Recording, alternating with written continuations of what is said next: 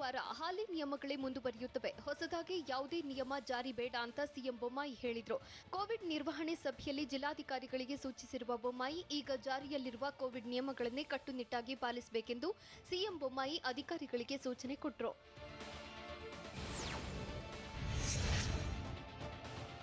Corona ಎರಡನೇ ಅಲೆ ಇನ್ನೂ ಪೂರ್ಣವಾಗಿ ಹೋಗಿಲ್ಲ ಅಂತ ಸಿಎಂ ಬೊಮ್ಮಾಯಿ ಹೇಳಿದ್ರು. ಸಭೆ ಬಳಿಕ ಮಾತನಾಡಿದ ಸಿಎಂ, ಬಹಳ ಎಚ್ಚರಿಕೆಯಿಂದ ಕೊರೋನಾ ನಿಯಂತ್ರಿಸಬೇಕಾಗಿದೆ. ಅಲ್ಲದೆ ಪಕ್ಕದ ರಾಜ್ಯ ಕೇರಳದಲ್ಲಿರುವ ಕೊರೋನಾ ಸ್ಥಿತಿಗತಿ ಬಗ್ಗೆ ತಜ್ಞರ ಸಮಿತಿ ಮಾಹಿತಿ ನೀಡಿದೆ. ಅಂಕಿ ಅಂಶಗಳ ಸಮೇತ ತಜ್ಞರು ಮಾಹಿತಿ ನೀಡಿದ್ದಾರೆ.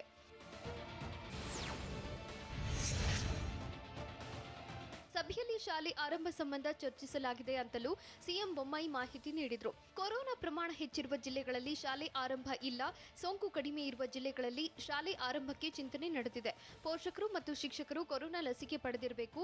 ಪಾಸಿಟಿವಿಟಿ ದರ 2% ಹೆಚ್ಚಾದರೆ 1 ವಾರ ಶಾಲೆಯನ್ನ ಮುಚ್ಚಿ ಸ್ಯಾನಿಟೈಸ್ ಮಾಡ್ತೇವೆ. ಬಳಿಕ ಸ್ಯಾನಿಟೈಸ್ ಮಾಡಿ ವಾರದ ಬಳಿಕ ಶಾಲೆ ಆರಂಭಿಸ್ತೇವೆ ಅಂತ ಹೇಳಿದ್ರು.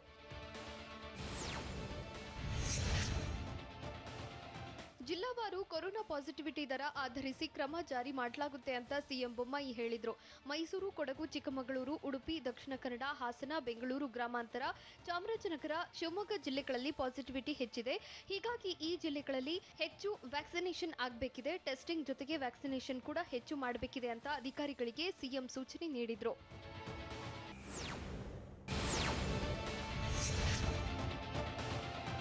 ಸಿಎಂ ನೇತೃತ್ವದ ಸಭೆಯಲ್ಲಿ ತಜ್ಞರು ಹಲವು ಸಲಹೆಗಳನ್ನ ನೀಡಿದ್ದಾರೆ. ಟ್ರೇಸ್, ಟ್ರ್ಯಾಕ್ ಹಾಗೂ ಟ್ರೀಟ್ ಸೂತ್ರವನ್ನ ಹೆಚ್ಚಾಗಿ ಫಾಲೋ ಮಾಡಬೇಕು ಅಂತ ಹೇಳಿದ್ದಾರೆ. ಅಲ್ಲದೆ ಅಗತ್ಯ ಬಿಗಿ ಕ್ರಮಗಳು ಅನಿವಾರ್ಯ. ಕೇರಳ ಮತ್ತು ಮಹಾರಾಷ್ಟ್ರಕ್ಕೆ ಹೋಲಿಸಿದ್ರೆ ನಮ್ಮಲ್ಲಿ ಹೆಚ್ಚು ಪ್ರಕರಣಗಳು ಕಂಡು ಬಂದಿಲ್ಲ. ಹಾಗಂತ ನಾವು ಮೈಮರೆಯೋದು ಬೇಡ. ಗ್ರಾಮೀಣ ಪ್ರದೇಶಗಳಲ್ಲಿ ಸಹ ಹೆಚ್ಚು ವ್ಯಾಕ್ಸಿನೇಷನ್ ಆಗಬೇಕು. ವ್ಯಾಕ್ಸಿನೇಷನ್ಗೆ ಮೊದಲ ಆದ್ಯತೆ ನೀಡಬೇಕು. ಧಾರ್ಮಿಕ ಹಬ್ಬ ಹರಿದಿನಗಳನ್ನ ಸಾರ್ವಜನಿಕ ಸ್ಥಳಗಳಲ್ಲಿ ಅದ್ದೂರಿ ಸಮಾರಂಭಕ್ಕೆ ಬ್ರೇಕ್ ಹಾಕಬೇಕು. ಚಾಚೂ ತಪ್ಪದೆ ನಿಯಮಗಳನ್ನ ಪಾಲಿಸುವ ನಿಟ್ಟಿನಲ್ಲಿ ಕ್ರಮ ಜರುಗಿಸಬೇಕು ಅಂತ ಸಿಎಂಗೆ ತಿಳಿಸಿದ್ದಾರೆ.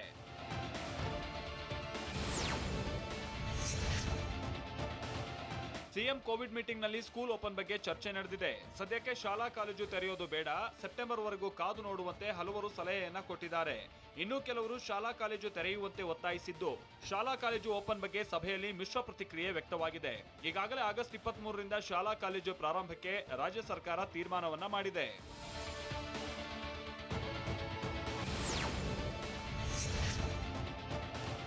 ಕೋವಿಡ್ ಸಭೆಯಲ್ಲಿ ಸಿಎಂ ಮುಂಜಾಗ್ರತಾ ಕ್ರಮಗಳ ಬಗ್ಗೆ ಗಂಭೀರ ಚರ್ಚೆ ನಡೆಸಿದ್ರು. 2ನೇ ಅಲೆಯಲ್ಲಿ ಆದಂತ ಅನಾಹುತ 3ನೇ ಅಲೆಯಲ್ಲಿ ಆಗದಂತೆ ಎಚ್ಚರಿಕೆ ವಹಿಸುವಂತೆ ಸೂಚಿಸಿದ್ರು. ಸದ್ಯ 3ನೇ ಅಲೆಯ ಬಗ್ಗೆ ತಜ್ಞರ ಸಮಿತಿ ಎಚ್ಚರಿಕೆಯನ್ನ ಕೊಟ್ಟಿದೆ. ಈ ಹಿನ್ನೆಲೆಯಲ್ಲಿ ಮಕ್ಕಳ ಬಗ್ಗೆ ಹೆಚ್ಚಿನ ಆದ್ಯತೆ ನೀಡುವಂತೆ ಸಿಎಂ ಬೊಮ್ಮಾಯಿ ಸೂಚನೆಯನ್ನ ನೀಡಿದ್ರು. ಅನ್ಯ ರಾಜ್ಯಗಳ ಓಡಾಟದ ಮೇಲೂ ಹೆಚ್ಚಿನ ನಿಗಾ ಇಡಬೇಕು. ಪಕ್ಕದ ರಾಜ್ಯಗಳಿಂದ ಬರುವಂತವರಿಗೆ ಟೆಸ್ಟಿಂಗ್ ಕಡ್ಡಾಯ ಮಾಡುವಂತೆ ಸೂಚನೆಯನ್ನ ಕೊಟ್ರು.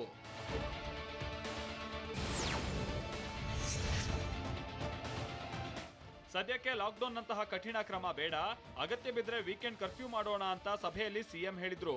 ದಿನಗೂಲಿ ನೌಕರರು, ಕೂಲಿ ಕಾರ್ಮಿಕರು, ಆಟೋ, ಓಲಾ, ಊಬರ್, ಹೋಟೆಲ್ನಲ್ಲಿ ಕೆಲಸ ಮಾಡುವಂತವರು ಸೇರಿದ ಹಾಗೆ ದಿನಗೂಲಿ ಅವಲಂಬಿತರಿಗೆ ಯಾವುದೇ ತೊಂದರೆ ಆಗಬಾರ್ದು. ಹೀಗಾಗಿ ಸದ್ಯಕ್ಕೆ ಲಾಕ್ಡೌನ್ ನಂತಹ ಕಠಿಣ ಕ್ರಮ ಬೇಡ. ಹಬ್ಬದ ದಿನಗಳಲ್ಲಿ ಜನ ಒಂದೆಡೆ ಸೇರದಂತೆ ಎಚ್ಚರ ವಹಿಸಿ. ಆದರೆ ಯಾವುದೇ ರೀತಿ ಜನರಿಗೆ ತೊಂದರೆ ಆಗಬಾರ್ದು. ಅತಿ ಹೆಚ್ಚು ಟೆಸ್ಟ್ ಹಾಗೆ ಲಸಿಕೆ ನೀಡಿ ಅಂತಾನೂ ಕೂಡ ಅಧಿಕಾರಿಗಳಿಗೆ ಸಿಎಂ ಸೂಚಿಸಿದ್ದಾರೆ.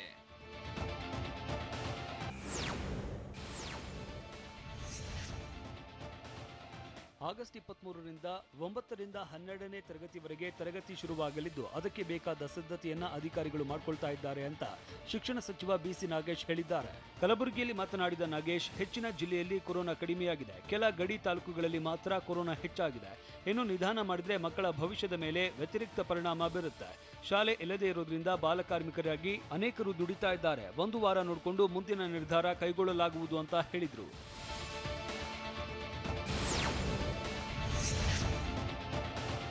ಹೆಚ್ಚಿನ ಪಾಲಕರು ಶಾಲೆ ಆರಂಭಿಸುವಂತೆ ಹೇಳಿದ್ದಾರೆ ಅಂತ ಸಚಿವ ಬಿಸಿ ನಾಗೇಶ್ ಹೇಳಿದರು. ಕಲಬುರಗಿಯಲ್ಲಿ ಮಾತನಾಡಿದ ನಾಗೇಶ್, 9ರಿಂದ 12ನೇ ತರಗತಿ ಫೀಡ್ಬ್ಯಾಕ್ ನೋಡಿಕೊಂಡು ಶಾಲೆ ಪ್ರಾರಂಭದ ಬಗ್ಗೆ ತೀರ್ಮಾನ ಕೈಗೊಳ್ಳಲಾಗುವುದು ಅಂದರು. ಅಲ್ಲದೆ ಸರ್ಕಾರ ಎಲ್ಲ ಎಚ್ಚರಿಕೆ ವಹಿಸಿದೆ. ಹೀಗಾಗಿ ಪಾಲಕರು ಧೈರ್ಯದಿಂದ ತಮ್ಮ ಮಕ್ಕಳನ್ನ ಶಾಲೆಗೆ ಕಳುಹಿಸಿ ಆಫ್ಲೈನ್ ಜೊತೆಗೆ ಆನ್ಲೈನ್ ಕೂಡ ಬರುತ್ತದೆ ಅಂತಲೂ ಸಚಿವರು ಮಾಹಿತಿ ನೀಡಿದರು.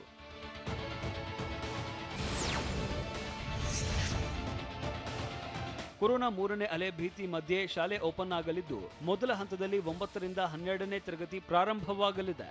ಸೆಪ್ಟೆಂಬರ್ನಲ್ಲಿ 1ರಿಂದ 8ನೇ ತರಗತಿ ಪ್ರಾರಂಭಿಸುವುದಕ್ಕೆ ಪ್ಲಾನ್ ಮಾಡಿದ್ದು 1ರಿಂದ 8ನೇ ತರಗತಿ ಪ್ರಾರಂಭಿಸುವ ಮುನ್ನ ತಜ್ಞರ ಜೊತೆ ಮತ್ತೊಮ್ಮೆ ಸಭೆ ನಡೆಸಿ ತೀರ್ಮಾನ ಕೈಗೊಳ್ಳಲಿದ್ದಾರೆ.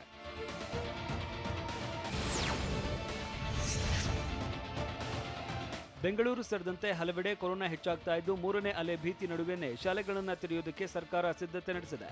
ಆದರೆ ರಾಜ್ಯದಲ್ಲಿ ಶಾಲೆ ಆರಂಭಿಸುವ ಬಗ್ಗೆ ಪೋಷಕರು ವಿರೋಧಿಸಿದ್ದಾರೆ. ಕೊರೋನಾ ಏರಿಕೆ ನಡುವೆ ಶಾಲೆ ಬೇಡ ಅಂತ ಆಕ್ರೋಶ ವ್ಯಕ್ತಪಡಿಸಿದ್ದು, ಎಷ್ಟು ದಿನ ಸುಮ್ಮನಿದ್ದ ಸರ್ಕಾರ ಈಗ ಯಾಕೆ ಶಾಲೆ ಆರಂಭಿಸುವ ದುಸ್ಸಾಹಸಕ್ಕೆ ಕೈ ಹಾಕಿದೆ ಅಂತ ಗರಂ ಆಗಿದ್ದಾರೆ. ಅಲ್ಲದೆ ಶಾಲೆಗಳಿಗೆ ತಮ್ಮ ಮಕ್ಕಳನ್ನ ಕಳಿಸುವುದಕ್ಕೆ ಪೋಷಕರು ಹಿಂದೇಟು ಹಾಕ್ತಿದ್ದಾರೆ.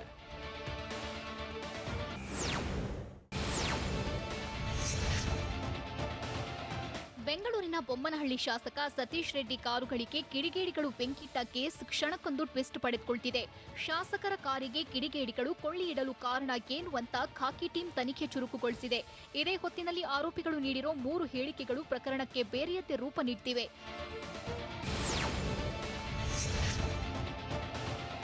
ಪೊಲೀಸರ ತನಿಖೆ ವೇಳೆ 3 ಆರೋಪಿಗಳು ಕಾರುಗಳಿಗೆ ಬೆಂಕಿ ಇಟ್ಟ ಬಗ್ಗೆ 3 ಥರದ ಹೇಳಿಕೆ ಕೊಟ್ಟಿದ್ದಾರೆ. ಆದರೆ ಶಾಸಕ ಸತೀಶ್ ರೆಡ್ಡಿ ಮಾತ್ರ ಆರೋಪಿಗಳ ಮಾತನ್ನ ತಳ್ಳಿ ಹಾಕಿದ್ದಾರೆ. ಹೀಗಾಗಿ ಕಿಡಿಗೇಡಿ ಸೂತ್ರಧಾರಿಗಳೇ ಬೇರೆನಾ, ಪಾತ್ರಧಾರಿಗಳೇ ಬೇರೆನಾ ಅನ್ನೋ ಪ್ರಶ್ನೆ ಮೂಡಿದ್ದು, ಕಾರುಗಳ ಅಸಲಿ ಕಿಡಿಗೇಡಿ ಪಾತ್ರಧಾರಿ ಯಾರು ಅನ್ನೋ ಬಗ್ಗೆ ಖಾಕಿ ತನಿಖೆ ಚುರುಕುಗೊಳಿಸಿದೆ.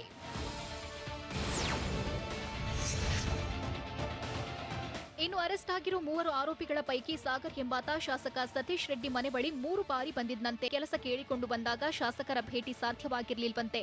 ಆ ಬಳಿಕ ಸತೀಶ್ ಮನೆ ಗೇಟ್ ಬಳಿ ಕುಳಿತು ಕಾದು ಸುಸ್ತಾಗಿ ಹೋಗಿದ್ದಂತೆ. ಇದರಿಂದ ಆರೋಪಿ ಸಾಗರ್ ಕೋಪಗೊಂಡಿದ್ದಂತೆ. ಹಣವಿದ್ರೂ ಹಣ ಮಾಡುತ್ತಾ ದೊಡ್ಡ ಕಾರಿನಲ್ಲಿ ತಿರುಗ್ತಾರೆ, ನಾವು ಬಡವರು ಹಾಗೆ ಇರ್ಬೇಕಾ ಅಂತ ಅಸಮಾಧಾನ ಪಡ್ಕೊಂಡಂತೆ. ಇವರಿಗೆಲ್ಲ ಬುದ್ಧಿ ಕಲಿಸಬೇಕು ಅಂತ ತೀರ್ಮಾನಿಸಿ ಕಾರುಗಳಿಗೆ ಬೆಂಕಿ ಹಚ್ಚಿದ್ದಾಗಿ ಪೊಲೀಸರ ಬಳಿ ಹೇಳಿದ್ದಾನೆ.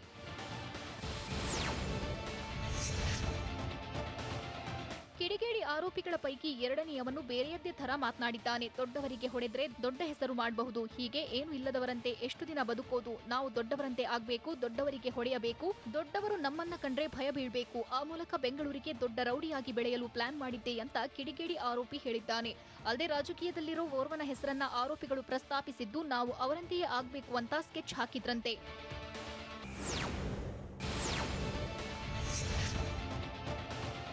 ಅರೆಸ್ಟ್ ಆಗಿರೋ ಕಿಡಿಗೇಡಿ ಆರೋಪಿಗಳ ಪೈಕಿ 3ನೇಯವನು ಕೂಡ ವಿಭಿನ್ನ ಹೇಳಿಕೆ ಕೊಟ್ಟಿದ್ದಾನೆ. ಸತೀಶ್ ರೆಡ್ಡಿ ಸಹಾಯ ಮಾಡಲಿಲ್ಲ, ಎಲ್ಲಾ ಜೈಲಿಗೆ ಹೋದ್ರು, ಯಾರಿಗೂ ಸಹಾಯ ಮಾಡದೇ ಇರೋ ಇವರು ದೊಡ್ಡವರ ಅಂತ ಪೊಲೀಸರ ತಲೆಗೆ ಹುಳ ಬಿಟ್ಟಿದ್ದಾನೆ. ಜೈಲಿಗೆ ಹೋಗಿದ್ಯಾರು, ಯಾರಿಗೆ ರೆಡ್ಡಿ ಸಹಾಯ ಮಾಡಬೇಕಿತ್ತು ಅನ್ನೋದ್ರ ಬಗ್ಗೆ ಆಗ್ನೇಯ ವಿಭಾಗ ಡಿಸಿಪಿ ಶ್ರೀನಾಥ್ ಜೋಶಿ ನೇತೃತ್ವದಲ್ಲಿ ಆರೋಪಿಗಳಾದ ಸಾಗರ್, ಶ್ರೀಧರ್, ನವೀನ್ ನನ್ನ ಪೊಲೀಸರು ಹೆಚ್ಚಿನ ತನಿಖೆಗೆ ಒಳಪಡಿಸಿದ್ದಾರೆ.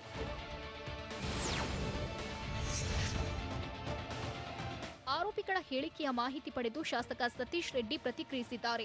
ಬಂಧಿತ ಆರೋಪಿಗಳು ಬರೀ ಪಾತ್ರಧಾರಿಗಳಾಗಿದ್ದಾರೆ, ಕಾರಿಗೆ ಬೆಂಕಿ ಇಟ್ಟವರ ಹಿಂದೆ ಒಬ್ಬ ಸೂತ್ರಧಾರಿ ಇದ್ದಾನೆ ಅಂತ ಸತೀಶ್ ಹೇಳಿದ್ದಾರೆ. 3ರಲ್ಲಿ ಒಬ್ಬ ಕುಡುಕ, ಮತ್ತೊಬ್ಬ ಡ್ರಗ್ ವ್ಯಸನಿ. ನನಗೆ ಒಂದಷ್ಟು ಮಾಹಿತಿ ಇದೆ, ಗೃಹ ಸಚಿವರಿಗೆ ತಿಳಿಸ್ತೇನೆ. ಬೆಂಕಿ ಇಟ್ಟ ಕೇಸ್ನಲ್ಲಿ ಒಬ್ಬ ನೇಪಾಳಿ ಕೂಡ ಇದ್ದಾನೆ. ರಾತ್ರಿ 12 ಗಂಟೆ ಸುಮಾರಿಗೆ ಮನೆ ಹತ್ರ ಸುತ್ತಾಡಿದ್ದಾನೆ. ಅವನಿಗೆ ಈ ಬಗ್ಗೆ ಟ್ರೈನಿಂಗ್ ಕೊಟ್ಟು ಕಳಿಸಿದ್ದಾರೆ ಅಂತ ಎಂಎಲ್ಎ ಸತೀಶ್ ಆರೋಪಿಸಿದ್ದಾರೆ.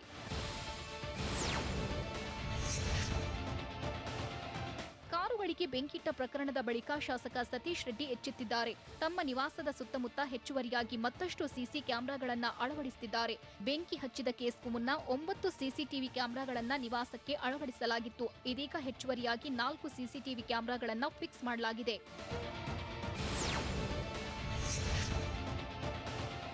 ಇನ್ನು ಕಾರುಗಳಿಗೆ ಬೆಂಕಿ ಹಚ್ಚಿದ ಆರೋಪಿಗಳ ಬೆನ್ನು ಬಿದ್ದ ಪೊಲೀಸರ ಇನ್ವೆಸ್ಟಿಗೇಷನ್ ಬಲು ರೋಚಕವಾಗಿದೆ. ಮೊದಲಿಗೆ ಆರೋಪಿಗಳ ಪತ್ತೆ ಕಷ್ಟವಾಗಿತ್ತು.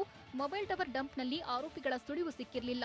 ಯಾಕಂದ್ರೆ ಆರೋಪಿಗಳು ಯಾರೂ ಮೊಬೈಲ್ ಬಳಸಿರಲಿಲ್ಲ. ಹೀಗಾಗಿ ಸಿಸಿಟಿವಿ ಹಾಗೂ ಕದ್ದ ಬೈಕ್ ಜಾಡು ಹಿಡಿದು ಪೊಲೀಸರು ತನಿಖೆ ಚುರುಕುಗೊಳಿಸಿದ್ರು. ಅಂದು ಬೆಂಕಿ ಹಚ್ಚಿದ್ದ 3 ಕಿಡಿಗೇಡಿಗಳು ಕದ್ದ ಬಜಾಜ್ ಪ್ಲಾಟಿನಾ ಬೈಕ್ನಲ್ಲೇ ಮನೆ ಸೇರಿಕೊಂಡಿದ್ದು ಪೊಲೀಸರ ತನಿಖೆಯಲ್ಲಿ ಗೊತ್ತಾಗಿದೆ.